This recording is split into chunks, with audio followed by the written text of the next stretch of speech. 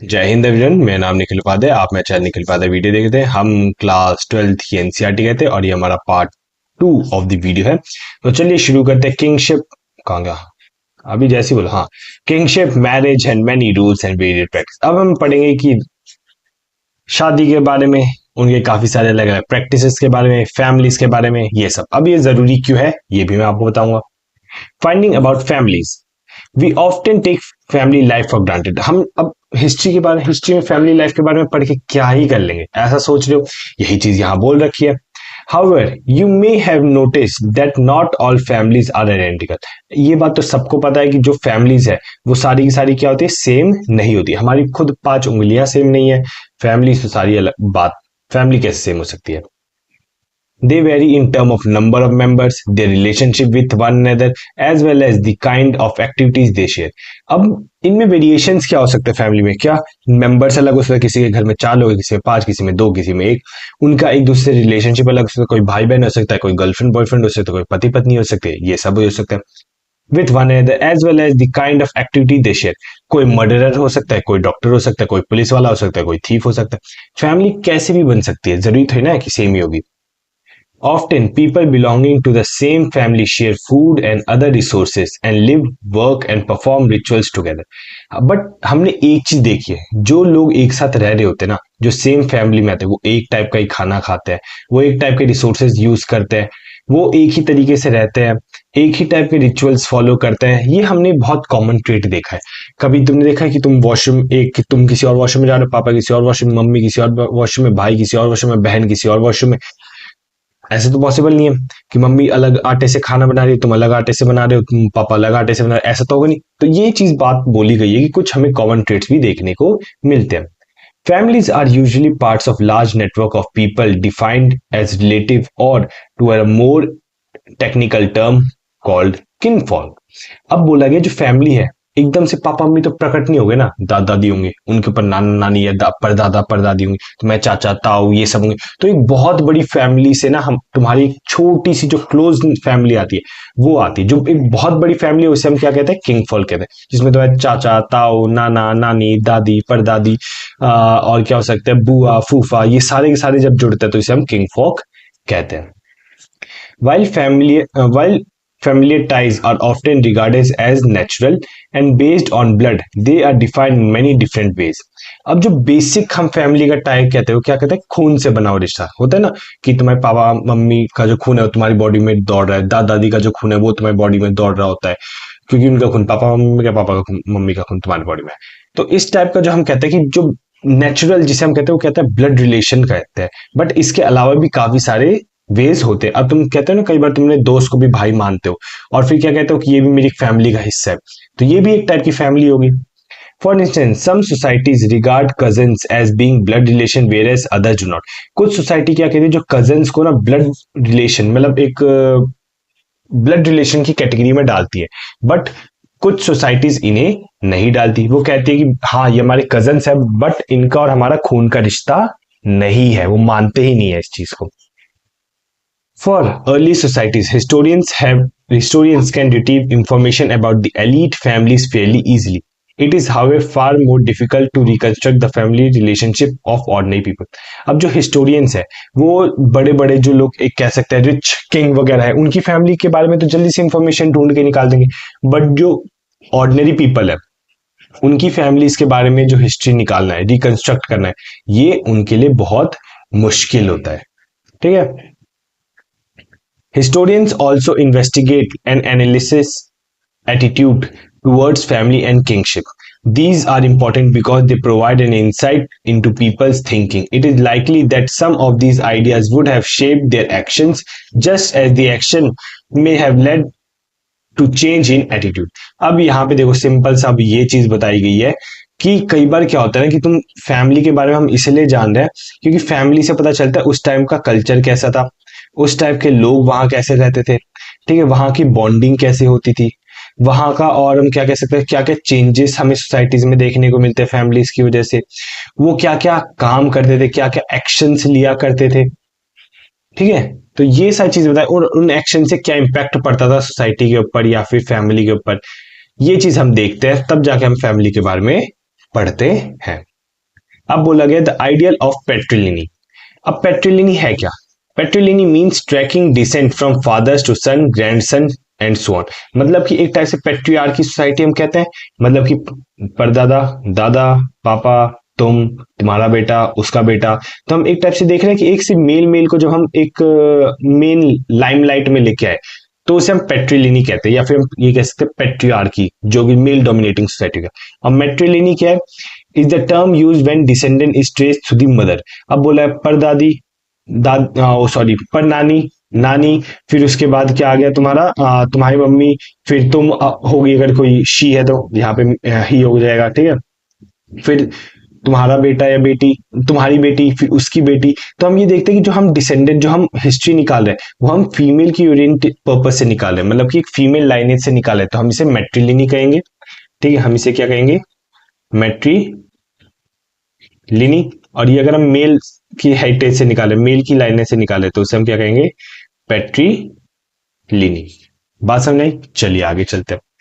Can we identify points when kingship relationship change? At one level, Mahabharata is a story about this. Mahabharat जो है ना, वो पेट्रिलिनी की story को ही डिपिक्ट करती है। It describes a feud over land and power between two groups of cousins, Kauravas and Pandavas, who belong to a single ruling family called Kurus. अब क्या है, एक फैमिली थी, ठीक है, किंगशिप, जिसे हम कुरुज कहते हैं। उस कुरुज में दो कजन ग्रुप था। एक पहला कजन ग्रुप था कौरव्स का, और दूसरा कजन ग्रुप था, वो था पांडवस का। अब इन दोनों के बीच में ना लड़ाई होती है, किससे रिलेटेड? लैंड को लेके, जमीन को लेके जो है लड़ाई किसके बीच में होती है? कौरव और पांडव के बीच में होती है। Align dominating one of the जनपद। अब जो कुरुज क्या है, ये एक जनपद है। जनपद क्या होता है? स्मॉल एरिया में स्मॉल ग्रुप ऑफ लोग रह रहे हैं और उसे रूल किया जाता है, तो उसे जनपद कहते हैं। महाजनपद बड़े एरिया में बड़े ज्यादा लोगों को, पॉपुलेशन को रूल किया जाता है, तो महाजनपद हो जाता है। ये हमने चैप्टर 2 में पढ़ रखा था। Ultimately, the conflict ended in a battle in which Pandavas emerged victorious. अब हम देखते हैं इन दोनों कौरव और पांडव के बीच में लड़ाई होती है, और इसमें कौन जीता है? पांडव जीते हैं। After that, patrilineal succession was proclaimed. While patrilineal has क्या है? Existed prior to the composition of the epic, the central story of Mahabharata reinformed the idea that it was valuable. अब बोलोगे जब पांडव जीते थे, उसके बाद पेट्रिलिनियल सक्सेशन चल रहा था, मतलब कि पांडव का बेटा, फिर उसका बेटा, फिर उसका बेटा, फिर उसका बेटा, इस टाइप का हमें सोसाइटी देखने को मिल रही है। बट ये ऐसा जरूरी नहीं है कि सिर्फ पांडव के टाइम पे ऐसा हुआ था, हमें पांडव से पहले भी पेट्रिलिनी वाली सोसाइटीज देखने को मिलती है। ये चीज यहाँ पे बोली गई है, और इसमें ये बताया गया जो सेंट्रल स्टोरी है महाभारत की, वो इसी सोसाइटी पेट्रिलिनी, जो पेट्रियार्की, या हम कह सकते पेट्रिलिनी, मोस्टली कहेंगे पेट्रियार्की तो हो जाता है मेल डोमिनेटिंग। पेट्रिलिनी मतलब कि लाइनेज जो कि एक मेल से हम उसके हिस्ट्री को निकालते हैं, तो उस पेट्रिलिनी सोसाइटी के बारे में बताते कि उस टाइम पे ये पेट्रिलिनी कितनी इंपॉर्टेंट हुआ करती थी। Under patriliny, son could claim the resources of their father when the latter died. अब बोलेंगे पेट्रिलिनी के हिसाब से क्या है, जो बेटा है वो अपने पापा की जितनी भी रिसोर्सेज होगा उसे क्या कर सकता है? उसे क्लेम कर सकता है जब उसके फादर की क्या हो जाए? डेथ हो जाए। Most ruling dynasties claim to follow this system, although there were variation in practice. Sometimes there were no son.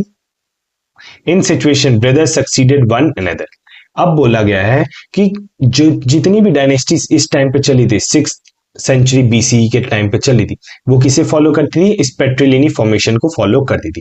But कई बार हमें वेरिएशन देखने को मिला। पेट्रिलिनी में क्या है कि बाप के मरने के बाद बेटे की जमीन होगी, बेटे की सारी रिसोर्सेज होंगी, बट कुछ वेरिएशन देखा। वो वेरिएशन क्या है? कई बार किसी का अगर बेटा ना हो तो उसका जो भाई होता था वो उसकी जो लैंड है उसे अपने अंडर कर लेता था, ठीक है, अपने कब्जे में कर लेता था।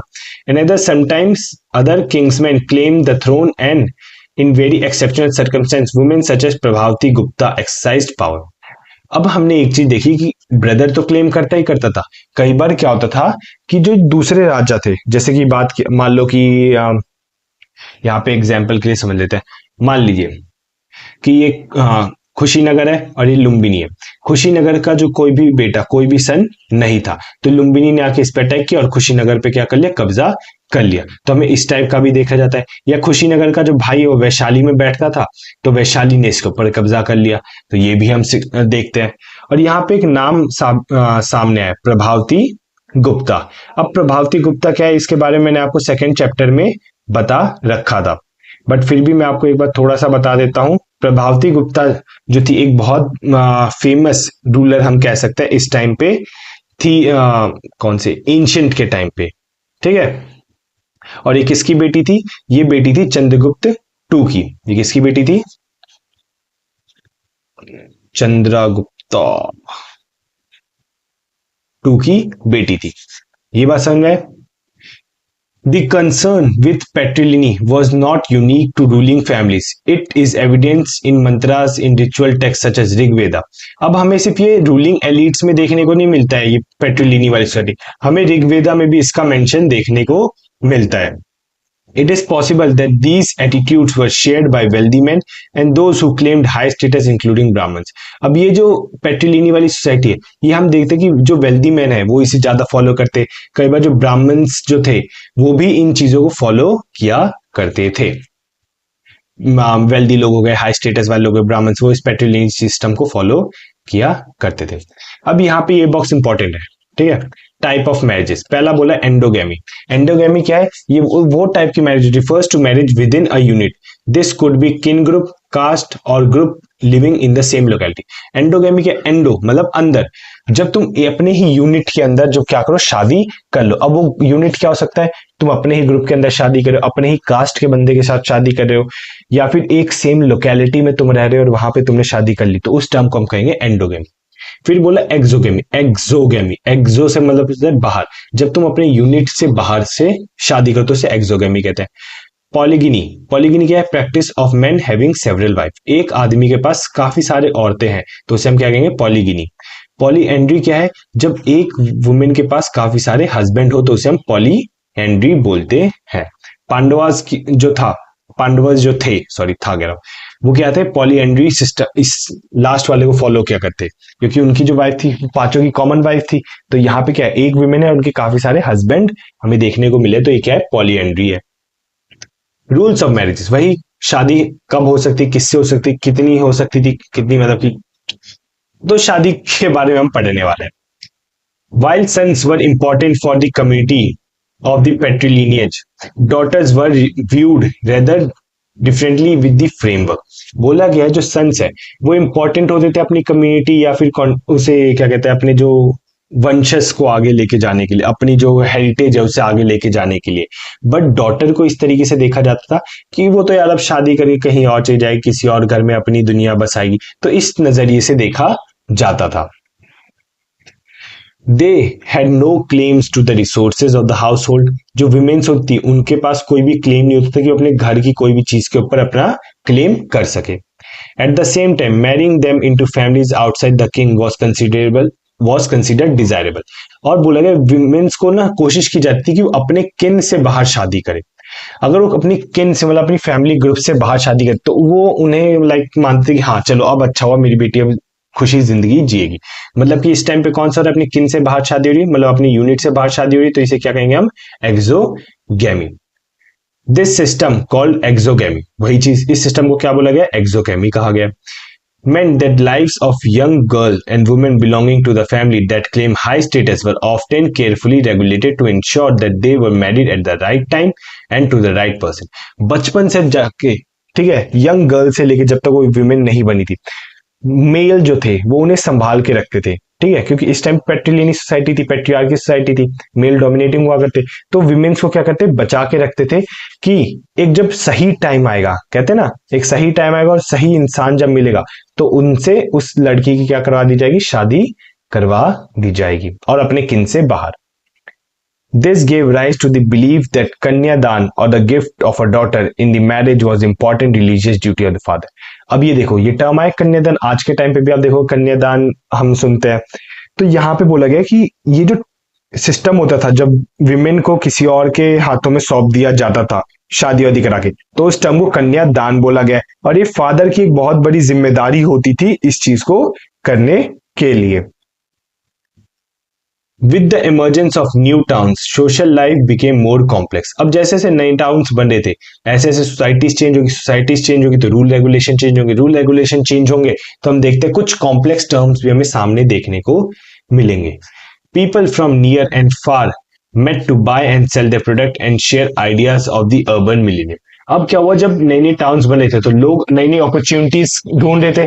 जब नई नई अपॉर्चुनिटीज उन्हें कैसे मिलेगी, वो जो अपने प्रोडक्ट्स को बाय और सेल करने आएंगे किसी और मार्केट में, तब हमें उन्हें पता चलेगा अच्छा इस सोसाइटी में तो ये हो रहा था। मान लो ये ग्रुप ए है, ये ग्रुप बी है। अब यहाँ वाले जो बंदे हैं वो यहाँ गए अपना सामान बेचने, यहाँ वाले बंदे यहाँ आए सामान बेचने। जब वो यहाँ से यहाँ पे आ रहे हैं तो वो ये देख रहे हैं कि ए वाले में कुछ अलग सिस्टम चल रहा है, अलग सोसाइटी है, तो वापिस जाके बताएगा। बी जब ए वाला यहाँ से उठ के इधर आया तो वो देखेगा कि यहाँ पे कुछ अलग सोसाइटी है कि नहीं, तो वापिस जब जाएगा तो अपने यहाँ पे कुछ अलग बताएगा। This may have led to questioning of early believe and practice. अब इसकी वजह से आगे पढ़ता हूं, फिर बताता हूं मैं एक एक line.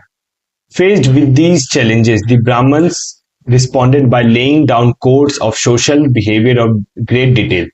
These were meant to followed by Brahmins in particular and the rest of the society in general.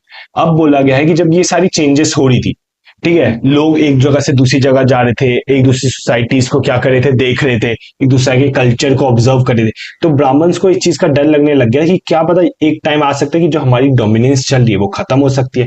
तो उन्होंने क्या किया, काफी सारे सोशल नॉर्म्स, ठीक है, काफी सारे रूल्स या फिर बिहेवियर जो थे वो ब्राह्मण्स लिखने लग गए थे कि तुम्हें ऐसा करना चाहिए, तुम्हें वैसा करना चाहिए, ये जो टॉप पर्टिकुलरली कास्ट का बंदा है वो ये करेगा, ये जो सोशल नॉर्म का बंदा है वो ये काम करेगा। तो हम ये चीज देखने को मिलते। अब ब्राह्मण्स कहते हैं ये सारी जो चीजें हैं ये वो खुद तो फॉलो करते थे, अब बाकी सोसाइटीज को भी कहते थे कि तुम ये फॉलो करो। From 500 BC, these norms were compiled in Sanskrit text known as Dharmashutras or Dharmashastras. The most important of such work, the Manusmriti, was compiled between 200 BC and 200 CE. तो हम ये देखते हैं कि जो जब ये कंपाइलेशन हुआ, जो नॉर्म्स वगैरह सारे लिखे गए, तो इसे संस्कृत में लिखा गया और इसे धर्मसूत्रास या धर्मशास्त्रास कहा गया था। और इन्हीं में से एक जो सबसे इंपॉर्टेंट वर्क था वो है मनुस्मृति का, जो कि 200 BC से लेकर 200 CE के बीच में लिखा गया है। While Brahmins, authors of these texts, claimed that their point of view had universal validity and that what they prescribed had to be obeyed by everybody, it is likely that real society relation were more complicated. Besides, given the regional diversity with the subcontinent and the difficulty of communication, the influence of Brahman was by no means pervasive. अब ये चीज बोला गया कि ब्राह्मण ने जो अपनी किताब लिखी थी उसमें ये बताया कि ये जो पॉइंट ऑफ व्यू, जो इन्हें रूल्स वगैरह लिखे हैं, ये यूनिवर्सली वैलिड है, मतलब हर किसी को फॉलो करना चाहिए और हर कोई इसे फॉलो करता है। बट जब हम इसे रियल केस सिनेरियो में देखते हैं, कई बार क्या होता है ना, तुम कागजों पे तो काफी चीजें लिख देते हो, बट जब तुम उसे रियल लाइफ में एग्जीक्यूट करने जाते हो तो रियल लाइफ में एग्जीक्यूट हो नहीं पाता है, ठीक है, या रियल लाइफ में उसे तुम एग्जीक्यूट कर नहीं पाते हो। तो यही चीज बता रखी है कि उनने अपनी किताबों में तो लिख दिया कि ये सारे के सारे यूनिवर्सल रूल है, इसे फॉलो करना चाहिए, हर कोई इसे फॉलो करता है। बट जब हम इसके ग्राउंड रियलिटी देखते हैं तब ऐसा सच नहीं है। क्यों सच नहीं है? क्योंकि जब इंडियन सब कॉन्टिनेंट देखोगे ना तो बहुत सारे रीजनल वेरिएशन देखने को मिलेंगे। रीजनल वेरिएशन मतलब कि अब तुम राजस्थान के इलाके में जाओगे वहां गर्मी ज्यादा है, जम्मू में जाओगे वहां बर्फ पड़ी है, सदर्न इलाके में क्लाइमेट मॉडरेट है, नॉर्थ ईस्टर्न में जाओगे वहां बारिश बहुत है। तो अगर मैं हर किसी को कह दूं कि भाई चलो नॉर्थ, अगर मैं रह रहा नॉर्थ में हूँ, ठीक है, जम्मू में, और सबको कह दूं कि चलो स्वेटर पहन लो, ठीक है, तो क्या राजस्थान वाला स्वेटर पहनेगा सुबह के टाइम पे? क्या साउथ वाला स्वेटर पहनेगा? ये नॉर्थ ईस्टर्न वाला स्वेटर पहनेंगे? नहीं पहनेंगे ना, क्योंकि उस टाइम उनका क्लाइमेट अलग है, उनकी डाइवर्सिटी अलग है, उनका कल्चर अलग है। तो वही चीज यहाँ पे बोली गई कि ब्राह्मण ने किताब लिख दी और कह दिया कि सब लोग हैं इसे फॉलो करो, बट ऐसा ग्राउंड रियलिटी में नहीं था, क्योंकि रीजनल डाइवर्सिटी देखने को मिली थी हमें इस पूरे के पूरे सब कॉन्टिनेंट में, और हर किसी को एक ही चीज के अंदर बांधना ये भी इम्पॉसिबल रहता है। और ऊपर से इतने बड़े सब कॉन्टिनेंट में कम्युनिकेशन बनाना, अपना अच्छा खासा इन्फ्लुएंस बनाना ब्राह्मण्स के लिए आसान नहीं था। ये कुछ काल्पनिक टाइप की बातें हमें देखने को लगती है। What is interesting is that the Dharmasutra and the Dharmashastra recognize as many as 8 forms of marriage. Of these, first 4 were considered good, while the remaining were condemned. It is possible that these were practiced by those who did not accept Brahmanical norms. अब बोला गया धर्मसूत्र and धर्मशास्त्र के हिसाब से 8 form of marriage होती है, ठीक है, अगर आपने पीछे देखा है तो हमने यहाँ पे 4 फॉर्म ऑफ मैरिज पढ़ी है: endogamy, exogamy, polygamy, polygyny and polyandry. ठीक है, ये 4 फॉर्म ऑफ मैरिज पढ़ी। तो धर्मशास्त्र और धर्मसूत्र के हिसाब से 8 फॉर्म ऑफ मैरिज है, जिसमें से जो पहले की जो 4 है, फर्स्ट 4 है, वो उन्हें अच्छा माना जाता है, बट जो आखिरी की 4 है उसे ब्राह्मण जो है ये सब इन्हें कंडेम करता है कि ये जो है राक्षसों वाला शादी है, ब्राह्मण्स वाली शादी नहीं है, ब्राह्मण्स के ऐसी शादी नहीं होती है। और मोस्टली ये जो आखिरी की 4 जो शादियां हैं, ठीक है, 8 जो लास्ट की 5 6 7 8 फॉर्म ऑफ मैरिज है, ये ब्राह्मण्स कहते हैं, ये वो लोग मनाते हैं जो ब्राह्मणिकल नॉर्म्स को फॉलो नहीं करते थे। ये बात समझ आ गई। वन ब्राह्मणिकल प्रैक्टिस एविडेंट, अब बोला गोत्र की बात की, गोत्र क्या है ये हम पता करते हैं। One Brahmanical practice evident from 1000 BCE onwards was classify people in term of गोत्र। अब क्या हुआ, 1000 BCE के बाद हम ये देखते हैं लोगों को ना गोत्र के हिसाब से क्लासिफाई करना शुरू कर गया। गोत्र क्या है? ईच गोत्र was named after Vedic seed and all these who belong to the same गोत्र was regarded as the descendant। अब बोला गया है कि मान लो एक ऋषि है, ऋषि और इनका मान लेते हैं मुनि, ठीक है, तो बोला ये जो वो हमारे जो ऋषि हैं, जो वैदिक गुरु है, इनके बाद इनके जितने भी ऑफस्प्रिंग आए, ठीक है, ये ए आया, बी आया, सी आया, डी आया, ई आया, तो इन सबका सबका गोत्र क्या होगा? मुनि को होगा गोत्र। ठीक है, ये बात समझ में कि इसका भी मुनि है, इसका भी मुनि मुनि मुनि। अब ये सारे के सारे क्या है? भाई बहन होंगे। अब इनके भी बेटे बेटे आए, इनके भी बेटे बेटे आए, बेटी बेटी है, सब आए, बेटे बेटे, इनके भी बेटे। अब बहुत बड़ी फैमिली होती चलेगी। अब ये बोला गया है कि जिनका भी गोत्र सेम होता है वो माना जाता है कि सारे के सारे एक ही वैदिक गुरु के क्या है? बेटा बेटी है। 2 रूल्स अबाउट गोत्र वॉज पर्टिकुलरली इंपॉर्टेंट। अब एक फैमिली में होने का मतलब कि तुम्हारे पर 2 रूल्स अप्लाई होते हैं। क्या? कि women were expected to give their father gotra and adopt their husband on the marriage and member of the same gotra could not marriage. पहला क्या है कि अगर मान लो ये गोत्रा ए है मुनि और बी जो गोत्रा है वो क्या है? उसका नाम दे देते हैं हम कश्यप। ठीक है, कश्यप, ठीक है, एग्जाम्पल के लिए। तो अब क्या हुआ, जो कश्यप गोत्रा की जो विमेन होगी, जब वो मुनि गोत्रा के मेल से, जो मेल होगा वो मुनि गोत्रा का होगा, उनकी जो दोनों की जब शादी होगी तो विमेन अपनी कश्यप गोत्रा को छोड़ के मुनि गोत्रा को एडॉप्ट कर लेगी। ये पहला रूल है। दूसरा रूल बोल रखा है अगर दोनों का गोत्र सेम है, ठीक है, अगर मान लो सी और डी है, दोनों आपस में शादी करना चाहते हैं तो ऐसा संभव नहीं होगा। क्यों? क्योंकि उन दोनों का गोत्र सेम है और वो दोनों भाई बहन कहला जाएंगे। वो दोनों क्या कहलाएंगे? एक दूसरे के डिसेंडेंट कहलाएंगे। तो मतलब सेम गोत्र में तुम शादी नहीं कर सकते, और अगर विमेन दूसरे गोत्र में शादी कर रही है तो उसे अपना गोत्र छोड़ना पड़ेगा। आगे चलते हैं। कहां गया? One way to find out whether this was commonly followed is to consider name of men and women which were sometimes derived from गोत्र name। कई बार क्या होता है, अब हमें पता कैसे चलेगा इन दोनों का गोत्र क्या है? कई बार हम मेन और वुमेन के नेम को सुनते हैं, जानते हैं। कई बार जो नाम होता है वो उनके गोत्र से दिया जाता है, मतलब कि इस गोत्र के ये नाम होंगे, इस गोत्र का ये नाम होगा। तो हमें नाम से भी कई बार आदमी का गोत्र पता चल जाता था। These names are available for powerful ruling lineage such as Satvahans who ruled over the western India and Deccan. अब बोला गया ये जो नाम है, ठीक है, ये जो गोत्र है, कई बार अब नॉर्मल लोगों के बारे में गोत्र जानना तो मुश्किल होगा, जो राजा वगैरह होते थे उनका गोत्र जानना और आसान हो जाता है। तो इसी वजह से हमने एक एग्जाम्पल है सातवाहन का। सातवाहन जो रूलर था वो वेस्टर्न इंडिया को रूल करता था और डेक्कन के हिस्से को रूल किया करता था। Several of their inscriptions have been recovered which allow historians to trace family ties including marriage। Full stop था क्या वहां पे? हाँ, ठीक है। अब बोला गया कि इस टाइम पे ना, सातवाहन के टाइम पे हमें काफी सारे इंस्क्रिप्शन मिलते हैं जिससे हमें पता चलता है कि इनकी फैमिली ट्री कैसी थी, फैमिली लाइनेज कैसा था, इनकी किससे शादी हुई, किससे नहीं शादी हुई, ये चीज हमें देखने को मिलती है। Some of the Satvahan rulers were polygamy। An examination of the names of women who married Satvahan rulers indicate that many of them had names derived from Gotra such as Gautama, Vaishta, their father's Gotra। अब ये चीज बोली गई है कि यहाँ पे जब सातवाहन रूलर्स की हमने बात की, वहां पे जो मैरिज होती थी वो क्या होती? पॉलीगिनी। पॉलीगिनी क्या होती? जब एक से ज्यादा वाइफ होती थी, मतलब एक मेल होगा उससे और 2-4 वाइस होती थी। जब हमने इनके मैरिज स्ट्रक्चर को पढ़ा, हमने ये देखा कि जो भी विमेन, कोई भी विमेन जिसने सातवाहन रूलर्स के साथ शादी की थी, उनका जो गोत्र था वो उनके फादर के गोत्र के साथ सेम मैच कर रहा था, जैसे कि गौतमा और वशिष्ठ था। अब आप कहोगे सर आपने तो ऊपर बताया था कि ये जो गोत्र है, ठीक है, आपने, अच्छा मिट गया क्या, आपने ऊपर बताया था कि ये जो गोत्र है, हम कोई भी अगर विमेन किसी भी मेल से शादी करती थी, तो इस विमेन का अगर एक्स वाई गोत्र है और मेल का ए बी गोत्र है, तो विमेन एक्स वाई गोत्र को छोड़ के ए बी गोत्र को अडॉप्ट कर लेती थी। बट ये चीज हमें यहाँ देखने को नहीं मिली। मतलब सातवाहन को इस चीज में बिलीव नहीं था, या सातवाहन ये चीज मानते नहीं थे कि गोत्र चेंज करने की जरूरत है। तो ये चीजें हम आगे पढ़ेंगे, क्योंकि यहाँ पे हमने ये देखा कि विमेन्स ने अपने फादर के गोत्र को ही कंटिन्यू रखा है। They evidently retained these names instead of adopting names derived from husband gotra name as they were required to do according to the Brahmanical rules. अब ब्राह्मण्स के रूल के हिसाब से कि उन्हें क्या करना था, विमेन्स को अपना गोत्र छोड़ के मेल के गोत्र को अडॉप्ट करना था, और मेल के गोत्र को जब अडॉप्ट करेंगी तो उस हिसाब से उन्हें अपना नाम रखना था। बट हम ये चीज देखते हैं कि सातवाहन में ऐसा कुछ नहीं हो रहा था।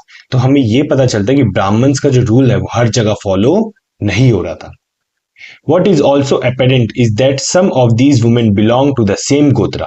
अब बोला गया एक आदमी है, ठीक है, उसने क्या किया, एक फीमेल से शादी की, अब एक और फीमेल से शादी की, ठीक है, एक और फीमेल से शादी की।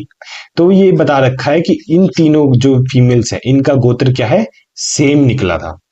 As is obvious this ran counter to the ideal of exogamy recommended in the Brahmanical text. अब क्या था कि हम ये चीज देखते, विमेन्स का भी गोत्र क्या है, तीनों का सेम था, और यहाँ मेल का भी जो गोत्र था वो भी इनके सेम गोत्र से मैच करता था। मतलब इसका अगर एक्स वाई गोत्र है तो विमेन्स का भी एक्स वाई गोत्र है। अब यहाँ पे दो कॉन्ट्रडिक्टिंग चीज होगी। पहला कि यहाँ पे जो सातवाहन में हम ये देखते हैं विमेन्स ने अपने गोत्र को कंटिन्यू रखा, मेल के गोत्र को अडॉप्ट नहीं किया। दूसरा ये कि जो मेल का भी गोत्र सेम है, फीमेल का भी गोत्र सेम है। अभी दोनों की दोनों बातें जो है ब्राह्मणिकल टेक्स्ट से क्या करे, पूरी ऑपोजिट है। ब्राह्मणिकल टेक्स्ट के हिसाब से विमेन्स अपना गोत्र छोड़ के मेल का गोत्र को अडॉप्ट करेगी, और यहाँ सेकंड वाले में क्या है कि जो मेल और फीमेल का गोत्र सेम नहीं होना चाहिए। ये पूरा का पूरा क्या है, हमें एक चीज अलग देखने को मिलती है।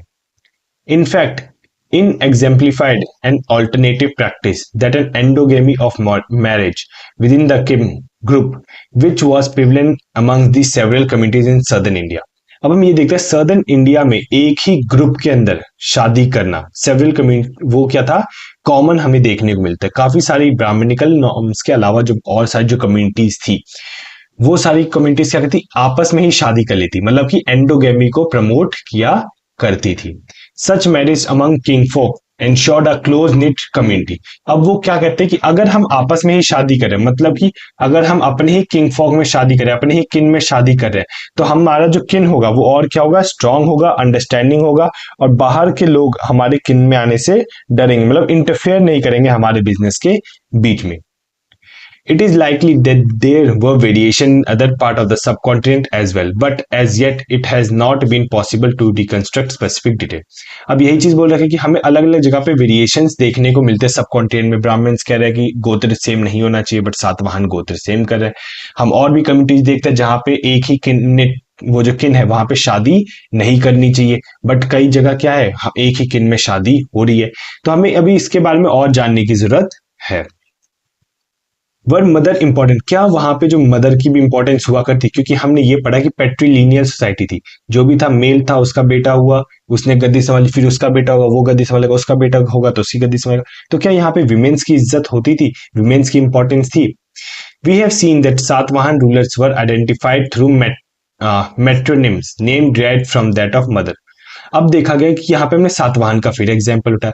सातवाहन में जो उनका नाम था वो उनकी मम्मी के गोत्र से मिलता था, name derived from that of mother, कि मतलब कि अगर जो मदर है उसका एक्स वाई गोत्र है, ठीक है, उसने ये सातवाहन का ही एक रूलर ले लेते हैं कोई हम, ठीक है, सातवाहन का एक रूलर हो गया, जो फादर है उसका ए बी गोत्र है।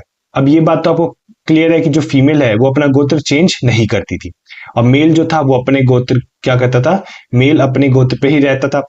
बट जब इनका बेटा हुआ, ठीक है, तो जो इनका बेटा हुआ उनने क्या किया, मदर के नेम को ही डिराइव किया, मतलब मदर के ही गोत्र में से अपने नेम को डिराइव करता हुआ हमें देखने को मिला था। ऑल्दो दिस में suggest that the mother were important. अब इससे क्या पता चला, अगर फादर का भी गोत्र है, मदर का भी गोत्र है, और बेटा जो क्या है वो मदर के गोत्र को अडॉप्ट करे, तो इससे हमें क्या पता चला कि मदर की भी इंपॉर्टेंस उस टाइम पे थी। We need to be cautious before we arrive at any conclusion. अब हमें संभल के रहना तो पड़ेगा ना, क्योंकि हम किसी भी ठोस एविडेंस के बेसिस पे अपने जो स्टेटमेंट्स है उसे प्रूव करते हैं, बट यहाँ पे हमें ये चीज देखने को नहीं मिलेगी। In the case of Satavahana we know that succession of throne was generally patrilineal. अब एक चीज देखो, आप गोत्र तो मम्मी का अडॉप्ट कर रहे हो, ठीक है, आपने नाम जो रखा मम्मी के गोत्र के हिसाब से रखा, बट अगर कोई यहाँ पे अगर एक लड़का हुआ है और एक लड़की हुई है, लड़की भी मम्मी का गोत्र अडॉप्ट करेगी, बट जो थ्रोन है, जो गद्दी है, वो कौन लेता है, वो बॉय लेता था। वो जो यंग प्रिंस जिसे हम कहते हैं, वो थ्रोन पे अपना कब्जा करके बैठ जाता था, फीमेल्स को यहाँ पे नहीं मिल रहा। मदर की इज्जत सिर्फ इतनी थी कि वो अपनी गोत्र को अपने पास रख सकती थी, अपने बेटा जो या बेटी होगी उसे अपने गोत्र का नाम दे सकती थी, इससे ज्यादा अभी हमें पता नहीं है। और मेल क्या था, मेल को अभी भी वही चीज पेट्रीलिनियल वाली सोसाइटी थी, मेल थ्रोन को हासिल करता था, फीमेल को हासिल करने मना था, फीमेल हासिल नहीं कर सकती थी। चलिए सोशल डिफ्रेंसिएशंस, ये हम पढ़ेंगे अपना अगले पार्ट 3 ऑफ द वीडियो में, ठीक है, तब तक के लिए जय हिंद और मुस्कुराते रहिए, बाय बाय।